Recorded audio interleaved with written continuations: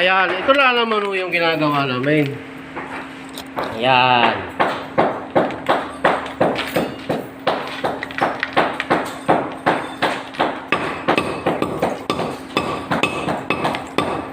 Ito ay nagawa ko na sa Kuwan, sa Tagaytay. Doon sa pinagawa mo doon. Ganito rin ang serye. Kaya power sa lahat ng mga construction worker. Ayan. Mabuhay tayong lahat. Sabi ng isa, kaya daw ginawa niya yung vlog na yun para daw siya magka-views. Ay gaga. Mababas ka lang. Dai.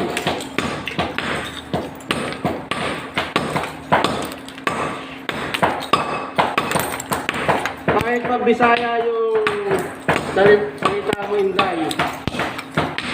Naiintindihan ko yan. Nakakaintindihan ko ng Bisaya.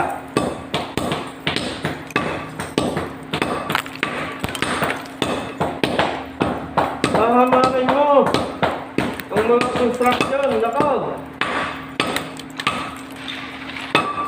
Marami ang napagtatapos ng mga construction.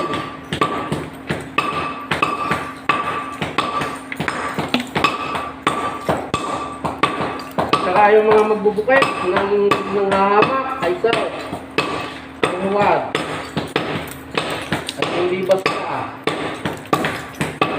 Yan. Huwag niyong minamata.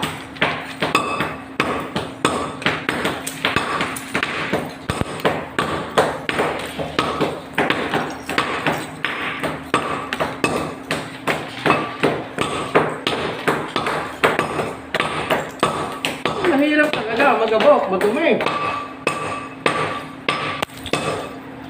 Pero talagang saludo.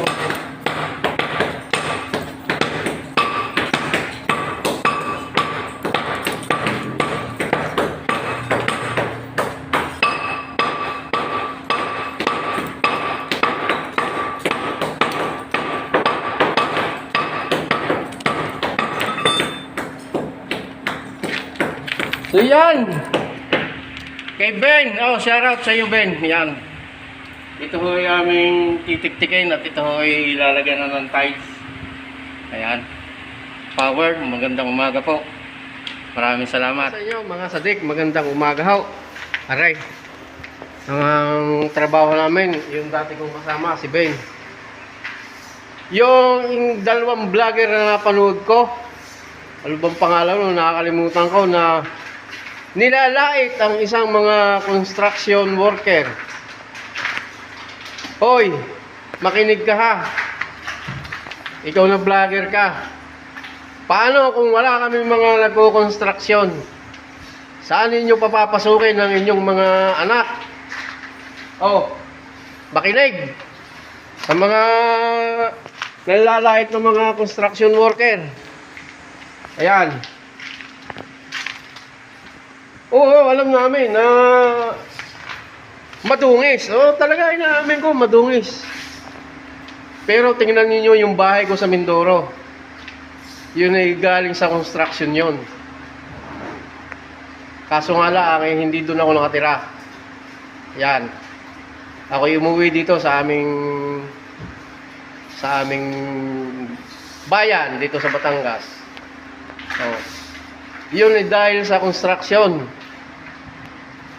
Kung hindi ako nag-construction sa ibang bansa, ay hindi ako makapagpalaki ng bahay na gano'n. Yun, makinig. Yung dalawang vlogger na babae, hindi ko na sinasabi kung anong pangalan. Nilalait kaming mga, kung tawagin nila ay hampas lupa, ayan. Makinig kayo. Mga nagsasabi na, yun eh, Bisaya yun eh. Yung dalawang babae na yun na vlogger na yun, napanood nyo yun. Ayan. At saka shoutout dun pala sa doon sa nagkuha ng video na yun.